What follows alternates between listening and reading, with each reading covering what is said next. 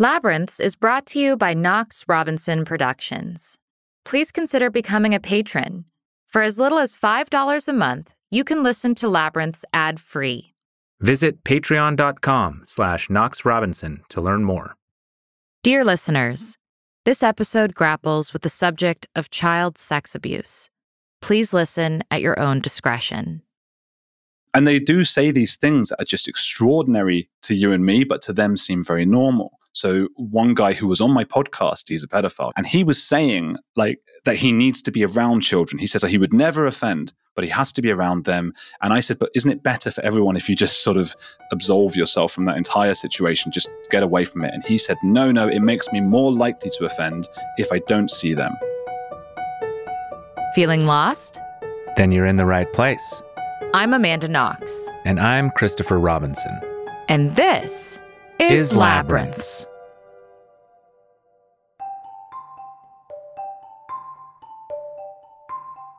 Andrew Gold is not afraid to explore taboo topics. He's made documentaries about modern exorcisms and abortion. On his podcast, On the Edge, he's interviewed controversial people, including a former white supremacist, an ex-crime boss, and a self-professed psychopath. On the Edge is a podcast that grapples with taboo subject matter, but it isn't edgy just for the sake of being edgy. Rather, Andrew explores the extremes because the most difficult problems in society are the ones people are afraid to even talk about. And the most taboo topic Andrew has ever explored is pedophilia. Any kind of abuse to children, any kind of touching children is not just wrong, it's pretty much the most abhorrent thing that any of us can think of in our society. And at the moment, in the States, for example, 1 in 9 girls are sexually abused as children. And it's horrific. I think it's something around 1 in 40 boys. And again, any statistics you have to take with a pinch of salt because so much is unreported. So what do we do with that? Well, most of us want to just shut our ears and just go, oh no, but I don't want to talk about it for several reasons. One, it's just simply, it's taboo. Another is, oh, if I talk about it too much, will people suspect me, right? Well, I think that's a little bit cowardly of all of us. And we have to start thinking, what do we do? We broached the same taboo in episode 10 of Labyrinths, One Bite of the Elephant at a Time, about the way the authorities in Washington state lured potential predators online and then arrested and incarcerated them for attempted crimes against hypothetical children. These sex abuse stings were morally complicated because they could be viewed as entrapment, and they ran the risk of incarcerating people who've never actually offended, punishing their potential threat to society. This strategy is motivated largely by the conviction that all pedophiles are ruthless child molesters. But the reality is, some people who are sexually attracted to children actually resist their urges. Some even formed anonymous support groups online, the idea being that, like in the world of addiction, acknowledging you have a problem is the first step towards recovery. That said, the stigma is so great that very few pedophiles acknowledge their condition, even to themselves. The hard question for all of us then is, does that stigma help them to not offend, or does it just make it harder for them to seek help? In researching this question, Andrew discovered some people in Berlin taking a very unconventional approach to the problem of child sex abuse and pedophilia. So he moved to Germany to investigate. In Berlin, they have the world's only clinic where they don't ever report pedophiles to authorities, no matter what. They can't. So even if a pedophile were to go in and tell them that they did horrible things, there's not really very much that the clinic can do because they don't take their names. That's the whole point. It's obviously very, very controversial because it means that these are trained clinicians who are then letting these people go back onto the street, potentially to offend. That's a horrible thought that we have trouble wrapping our minds around. At the same time, they can never really prove much. It is thought that this would encourage a lot more of these people to come in. Is it like a suicide hotline where someone says, I'm having suicidal ideation and I need to talk to somebody who could talk me down? Like, how does the treatment work? It is state-sponsored, and it's a clinic called Project Dunkelfeld, or Dark Field. Sometimes they also go by Don't Offend or kein Täter werden, don't become a criminal, an offender. And their adverts are all over TV, all over the internet, and all over like the metro in Berlin. You see it all over the place. So these people are encouraged to call up, and then they come in Berlin, and they actually go in and speak face to face with therapists there. If you remember, like from the 90s and 2000s, there were these peer-to-peer downloaders where you'd get your Britney and Green Day mashups or whatever, and no one uses them anymore, really. But apparently a lot of child sexual abuse material does go out through there, which is very sad, really, to think of. And the clinic puts fake videos where it encourages somebody to download them. Then once they've downloaded them, actually what opens is, an advert for Don't Offend. It says, here's our number, just give us a call, totally anonymous. So it's anonymous. The clinicians do see their faces, so it's not as anonymous as they'd probably like it. And it's difficult. These guys go in and there's like graffiti outside saying hang the pedos, that kind of thing. And that's sort of flies in the face of what the clinicians are trying to do by reducing stigmatization around their sexuality. But then it's just such a complicated topic. So they'll go there and they'll be going for months or years. And the idea is that by the end of it, they're better and they are less likely to offend, and our children are safer. I think one of the other issues that comes to mind is I've interviewed people who are 100% convinced that there is no cure to pedophilia. And so how does one offer support to a pedophile? I swear I've absolutely interviewed somebody who was like, I think we should just round them all up and shoot them. Yeah. And I was like, okay, well, what's the very opposite approach to that? There is no exact consensus on what makes someone a pedophile, whether they're born that way, whether there is to some extent choice. We don't know enough about sexuality in general and what people are attracted to. We do know historically there were examples where child-adult sex was more acceptable in society. And I'm very careful talking about that, not to say, well, oh, those were the good old days. That was awful, and we'd like to think we've moved on in the last few thousand years. It is thought about 1% of the population have this condition. If it's a condition or illness, again, we don't exactly know. And there's a lot of theories swirling around. You look at someone like Michael Jackson, you think of his childhood being stunted. Is it sort of getting stuck at a certain age? I've heard some clinicians talk about that. So with regards to curing it, very few doctors I've spoken to around the world have suggested you can do that. But one he was suggesting that it tends to be depressed, lonely men, because they are mostly men, who are unable to form relationships with people their own age, and they sort of resort to children, and they need to be made more confident, and they need to learn to climax watching adult porn, stuff like that. But he's sort of a lone outsider. And I said to him, well, that sounds a little bit like sexual conversion. Is that what it's called? Yeah, sexual conversion therapy, yeah. Yeah, which is abhorrent as well. And he was saying no, because he doesn't view pedophilia as a sexuality. So that's just him. Most people sort of do. They won't say exactly the terminology, but they suggest it can't be cured. You've got this 1% of the population. It's actually an enormous amount of people. It's larger than the army in most countries, and it's very scary for us. You have, of these people, a small section of them are probably psychopathic, and they're going to offend no matter what. And there's not much that this clinic can do to stop them. And that's where laws come in. That's where just trying to be safe with children comes in. And then on the other side, you've got the guys who are just never going to offend. They have the attraction and they know it's wrong and they won't do it. And then in the middle, you've got these are the people that the therapy can help. These are the people who are tempted the whole time, and they have a lot of cognitive biases. So they go to the therapy and they are disabused of their cognitive biases. They say there are 3 major risk factors. One is drinking, like alcohol or drug, that kind of thing, because it lowers their inhibitions. So anything that lowers your inhibitions. Exactly. Yeah. The other is stigmatization. So if they are made to feel like they are outsiders, they're made to feel like they're monsters, then they're more likely to act like monsters. And that's where the clinic sort of puts the pressure on us to change how we speak about the whole thing.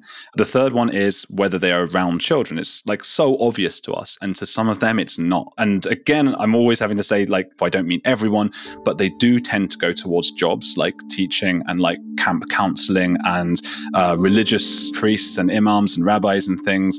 And I'm not tarring them all with one brush. It's still a very small percentage of those people, but they do tend to go into those kind of professions, and they do try to be around children, even when they're telling themselves like, oh, I would never do it. They're like alcoholics working in a bar, basically. So that is how they try to treat these guys. They try to disabuse them of those cognitive biases. The question of how clinicians or authorities should address the problem of child sex abuse is complicated enough on its own.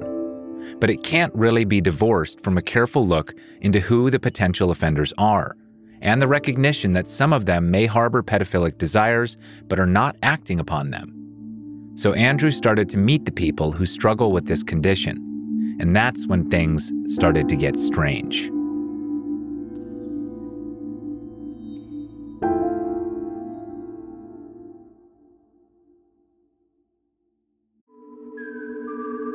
We could give you lots of reasons to support Labyrinths on Patreon, including ad-free episodes and exclusive patron-only content. But why not hear it direct from a listener? My name is Henry, and I've been a supporter of the Labyrinths podcast for some time. I can totally relate to the concept of feeling lost, and I think the stories have helped me tremendously getting through these last couple of years, and I think they would help others as well. Visit patreon.com/Knox Robinson. I first got in touch with the clinic. I told them that I would like to write a book, which is what I'm trying to do. I told them I want to talk to these people, and they said that's going to be impossible. So I just kept pushing, as journalists do. And they said, okay, we will email a few people then. They've got these fake emails for everyone. So the clinic got in touch with them and said, there's a journalist who wants to speak to you. Now, a lot of these people are desperate to get it off their chests. They haven't been able to tell anybody their whole lives. So I got a few emails, tentative and a bit, hi, I'm so-and-so. I've been going to the therapy for a while. What is it exactly you want to know? And then one guy who got in touch was called Max. It's not his real name, but that's all I know him as. And he said, hi, what are you doing? I can meet you today. And I was like, oh my God. Okay. And I'd been waiting months for that. And he gave me an address, and the address was a public swimming pool. And I was like, that's a weird place for me to meet a pedophile. But okay, that's where he wanted to meet, and it had to be today, he said. So I cycled down to this place to go and meet him. My heart just going crazy because, I've met strange, weird people before, but I've never, as a journalist, gone and done this. And also all sorts of things are going through my mind. Like, am I getting in too deep here? And I go down to this schwimmbad, the swimming pool, and I queue up, go in, and I'm messaging, how will I recognize you? And he sort of appears, and he's got his Speedo trunks, t-shirt hanging down to his knees, maybe mid-30s, slightly chubby, quite pasty, white. And I thought, okay, looks the part. And then to my surprise, he had a little girl with him. So I was just like, at that point, my heart was coming out of my mouth. I was just flabbergasted at this point, like, okay, what have I'm in too deep? What the hell is going on here? He sent her off to do whatever in the swimming pools. And then I sat down with him, and I'm thinking the whole time, I can't just shout at him or something, because if something's going on here that's not right, I need to try and subtly find out, because I don't have his real name. The clinic doesn't have it. So there's no point just me being all judgmental, and then he just runs away and I never get contact with him again. So I said, what's going on then? So tell me, who's the girl? Trying to be really casual. And he says, I'm babysitting her. And I'm trying not to show that I'm like, this is awful. So I said, okay, well, do the parents know? And as I'm saying this, two other young girls, these are all about 11 or 12 years old, come over and, hi, Max, can we have some more ice cream or whatever? So he's babysitting 3 girls from 2 different mothers. And I went and I kept pushing, and I was like, this doesn't sound right, because he said that he told them about his condition and stuff, and they trust him. So a week or 2 later, I went and met the mother in her house, and it was all true. And she was an extreme leftist who saw her role as sort of helping these minorities in the pedophiles. And she was like, well, why shouldn't he be able to look after them? I was like, well, look, I get that in principle, but it's a swimming pool. He might be getting sexual gratification from them. And she was actually saying well, look, I don't care what goes on in his head as long as he's not doing anything to them. And I was like, well, that's not fair to put them through that, because when they find out in 20 years that you did that, they might not be so happy. They can't give their consent to him getting sexual gratification from taking you to a swimming pool. So the whole thing was just crazy. And from there, just got like crazier and crazier over like a couple of years. I kept meeting How some do of you these get people. crazier than that story? Please enlighten me. I stayed in contact with him for a long time, Max, talking back and forward. And it's so hard because what do I say at the end of the day? It really affected me actually seeing him. And I got very emotional, which doesn't usually happen to me. After I felt dirty, I needed to have a shower. I didn't know what to do. I did get in touch with the clinic, of course. And they said, well, look, we can't prove whether he's doing anything or not. To get involved without knowing anything could be traumatic for the children. And we don't even know what his real name is. Right. So there was nothing they could do. So that was a horrible, weird experience. But I should state as well, I don't know that he's abusing those children. In fact, I imagine he probably isn't. But I still I'm not comfortable. I mean, this is what I mean with the cognitive biases, is that he should know he's not supposed to be surrounding himself with children, especially in situations like that. So this isn't necessarily the clinic's fault because he's not doing what he was taught to do. In terms of stranger, I guess the strangest I would say is a female. It was a 25-year-old woman.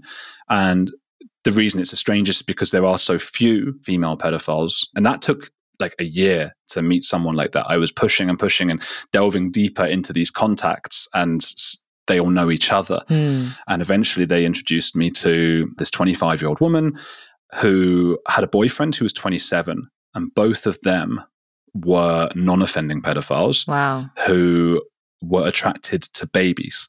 So yeah, that's the weirdest one. Really, really tough one. And I went and met them in a tiny village somewhere in Germany, middle of nowhere. And they were very nice and courteous with me. They were very emotional to tell me because they'd never told anyone this. And now they're suddenly telling a journalist. And they were shaking because they were so nervous. I actually felt quite bad for them. And I found it hard to believe the woman. And I suppose that might come from some sort of sexist notion of like women being more maternal or just being less sexual or whatever ridiculous bias I had in my mind.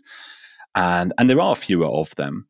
But yeah, I kept asking her, like, are you sure this isn't some sort of maternal feeling for babies? And or what happens a lot with people is something called POCD, which is pedophile OCD.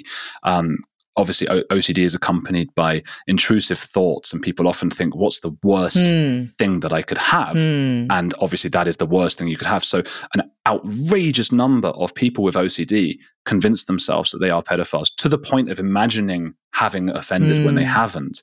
And a lot of them go to the clinic as well and are then told to go to a different kind of therapist. Interesting. And she was very offended, this woman, when I suggested that. She was saying, no, I know what I am, I know what I feel, and I know I'll never act on it, but this is me. At one point you mentioned that there are more pedophiles out there than we know. You also mentioned that it's difficult to even exactly say what qualifies someone to be a pedophile. And I think that is a really important point, because you don't have to go to Pornhub to see that young women become sex objects very early in a lot of cases, and to people who I think would not necessarily identify as pedophiles. So I'd be curious to know, like, how does our culture grapple with the sexualization of budding adolescent sexuality, and where do we draw the line? It's so complicated, isn't it?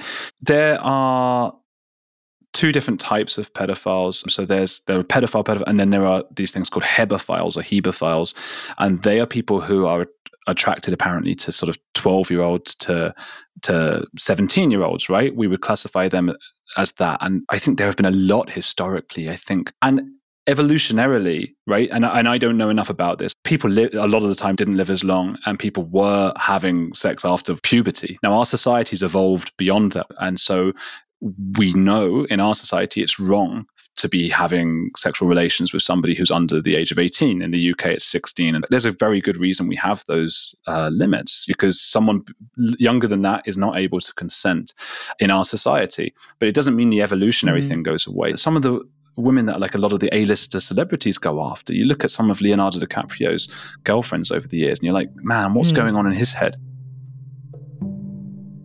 Andrew is not exaggerating about Leo DiCaprio's dating preferences. One Reddit user even made a fascinating chart of his dating history, showing that he's never in his life dated a woman over 25 years old, and as recently as age 43, he was dating a 20-year-old. But would the average male be any different if they had DiCaprio's looks, wealth, and social status? Not according to OkCupid, which has over 50 million users and routinely releases fascinating statistics. While the average woman rates men as most attractive when the man is roughly proportional to her own age, the average man, on the other hand, rates women most attractive when they are 20 to 22 years old, whether he is 20 or 50. Is this discrepancy relevant to the question of pedophilia? Perhaps. We know that men are, on average, attracted to young women. This isn't surprising in an evolutionary context, for women reach peak fertility biologically by their late teens, and fertility begins to decline after 30. And historically, it was not uncommon for girls to be married off and to procreate as soon as they were capable of doing so, in their early teens. While our culture has shifted dramatically, those evolutionary pressures encoded in our genes have not. And if the genes that affect age attraction have most men preferring 20-year-old women, you'd expect that, like any human trait, you'd find extremes at either end, with some small percentage of men who prefer much older women and some who prefer much younger. The question is, what do you do about that?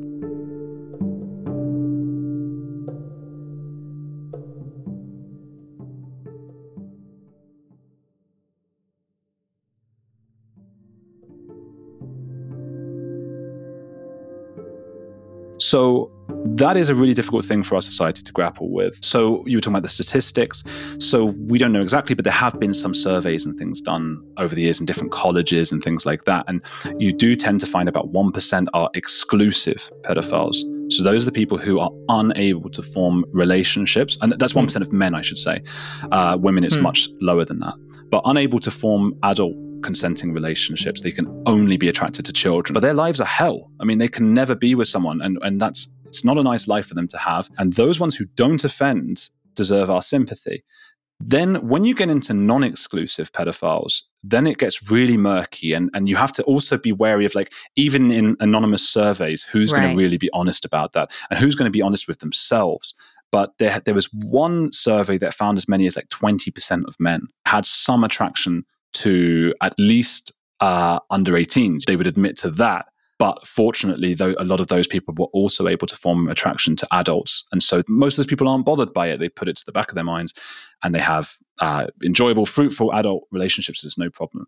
So it's the 1%. Those are the ones that have a difficult time, and they're also the ones that we need to worry about and get into therapy before they do anything. The way I look at it is every time something goes wrong, I want to understand why. That's the way that I function. And wherever it takes me, that's where it takes me, because honestly, that's the only thing that matters. If you actually care about doing something about something, you have to just delve deep into truths that may be uncomfortable. I always want to talk about things, even if it's difficult. And I've learned that's always the best way forward. And I've learned, I'd like to think, a lot about humans and trying not to judge them and trying not to jump to conclusions. I don't want to assume just because somebody is a non-offending pedophile that they must have actually offended or that they have worse morals than me. I try never to moralize. The only time I moralize probably is with moralizing people. I find people who moralize a lot really difficult to bear. They probably don't like my podcast. They might not like yours either. Again, that doesn't mean you excuse people who think it's like the pedophiles who think it's okay to have adult child sex or whatever. That's where you have to draw the line.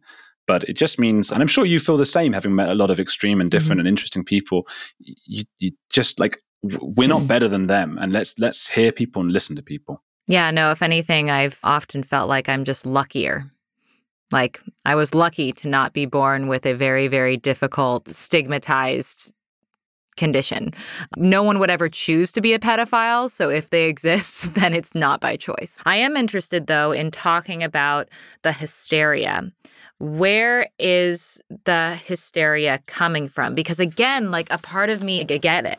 Like, I'm a mom now. I get it. But another part of me is like, okay, but also we have a whole genre that millions of people in the world, true crime, they want to like dig into the dirty details of murders and serial killers. People who like study serial killers for a living never get accused of being serial killers themselves. Why do we not treat pedophilia the same way? And where is this taboo coming from? Because it's not like serial killers don't have sexuality wrapped up into that as well. So what is it about pedophilia that does that for people? Why can't we talk about it? Yeah, it's a funny one. It reminds me of, there was a comedian who talked about the term to rape and pillage. The Vikings were raping and pillaging.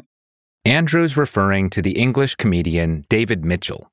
Rape and pillage, rape and pillage. I don't quite understand why it is that pillage should take the curse off rape. Because it does, doesn't it? Add pillage to rape, and suddenly it has a certain air of knockabout fun. But pillage is bad enough by itself. It's theft, looting and arson. Being pillaged would be an awful thing to happen to anyone. What it definitely isn't is a spoonful of sugar to help the rape go down. Nonetheless, you can pretty much imagine a jolly uncle saying something like, "Where are you boys off to tonight? Out raping and pillaging, I'll be bound." But you wouldn't want one of them to reply, well, not pillaging anyway. Raping, awful. Raping and pillaging, funny what you're saying there. Child sexual abuse, worst thing that can ever happen. Child sexual abuse with murder, right? True crime podcast, right? I don't know what that is. I mean, if you look at the people who were most vehemently homophobic over the centuries, often it was to hide their own homosexuality. Or it might have just been, again, the intrusive thoughts of like, I don't want anyone to think that's me, or there, but for the grace of God, go I. So I think there is that fear. It doesn't mean that these people who have the hysteria around pedophilia are all secretly pedophiles, of course not. But there's that fear when you're on the top of a building that you might jump off it. Like, what if I just jump suddenly? What if the worst possible thing happens? What if people think that I'm a pedophile, right? And I think it's because of that fear that people think others might think they're one. And it's also, we love to attack. I mean, you've experienced that more than anyone. We want to blame and shout, and it makes us feel really good. So yeah, whenever there's an excuse to do that, and pedophilia is one of those ones you can really shout and scream at someone and everyone will agree. Right. Yeah, no, I'm thinking actually there was a poetry magazine scandal, and they published a whole edition that was from offenders, people in prison. And Poetry Magazine published this edition to offer a platform for people who had been incarcerated, because we, in this more progressive world, are thinking about criminal justice reform, about decreasing the stigma associated with having been an offender in the past, allowing people to have served their sentence and move on into the future. In general, just giving this idea that, hey, maybe these people have a worthwhile perspective. Let's offer them a platform to have an artistic voice. Well, there was a huge scandal because one of the people that they published was a person who had been convicted of child pornography possession. It's fascinating to me that of all the people that they singled out in that edition, there were murderers in that edition. Nobody batted an eye. But the child pornography possessor was the thing that like got everyone upset. And that to me is just so fascinating that in people's minds, a person who murders people is more worthy of redemption than someone who possessed child pornography. I don't know if you ran across that. I didn't see it, but that's fascinating. I wrote this article in the Independent about the changing ways that we interpret offense and what makes us offended. And I got a lot of this from John McWhorter, who's a professor who was on my podcast. And a lot of it was from his book. Again, I'm the journalist. I'm just repeating his stuff. But it's really fascinating where you see where things went from like 500 years ago. Religion was the main thing everyone was offended by. So if you look at words like darn and heck, which mean nothing to us now, those words were like the worst things you could say. And then it moved on over the years as religion had less of an impact on us. It moved on to the bodily functions. So things like fuck and shit. And so there was more of that Victorian shame about our bodies now. So we're now the center. Over the last like 30 years, it's become identity groups. So it would make sense to me in that sense that we're more offended by a pedophile which we see as some sort of identity group. That's that person's sexuality. They got child porn, right? Which we shouldn't call child porn. It's child sexual abuse material because porn implies that they Good point. willingly took part. So look, what they did is awful, and it contributes to the pain of that child every time a pedophile downloads that stuff. So it is terrible. But it makes sense to me anyway, in that we're more offended by that identity than we are by maybe a murderer. We don't see murderers as really an identity. You don't say, I identify as a murderer. Often it's just like a one-time thing that happened. So we attack people for who they are inside. That might be why child porn trumps actual murderer in that sense. Looking at pedophiles, everyone I know wants to just shut off and not think about it. But I tell you who really knows everything about it, it's the pedophiles themselves, particularly the offenders. They write books on this stuff. So we need to start reading. We need to start talking about it so that we can debate those people, so we can, again, disabuse them of their false notions and cognitive biases. Because I've spoken to one or two who are offenders, and they are convinced of their stuff, and they know every statistic in the book. So we don't want them to be the only ones with this information. That's why Andrew's writing a book. We can't address a problem as urgent and complicated as pedophilia and child sex abuse if we're not willing to think about it. But the intense stigma has been an obstacle for Andrew in finding a publisher. And a lot of them just like, I'm not publishing this book. So my literary agent actually said he's never had that kind of reaction where they wouldn't even look at the book. And that does frustrate me, because it's like, I'm saying, I think this is a way that we can curb child sex abuse. And they're saying, yeah, but I don't want to even look at it. It takes courage to even discuss this problem, to try to have sympathy for people who are born with desires they can never act upon without committing grievous harm against the most vulnerable. So we just want to take a moment to thank you, listener, for joining us for this difficult conversation and for caring about the humanity of everyone involved in this fraught topic, the children at risk of abuse and the unlucky men who find themselves at risk of becoming abusers. You can find Andrew Gold covering other taboo subjects with empathy and nuance on his podcast, On the Edge. In the meantime, get lost with us. Find us on Twitter, @AmandaKnox. @ManUnderBridge. And if you appreciate difficult conversations like this one, please leave us a 5-star review and tell your friends. Word of mouth is the best way we can reach new listeners. This episode was written, edited, and sound designed by us, with additional writing by Sophia Gates, editing and sound design by Josh Thane, and theme music by Josh Budo Karp.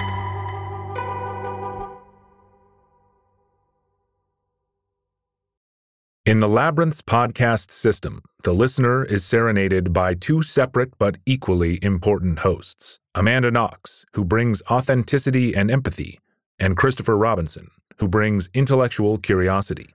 These are their stories.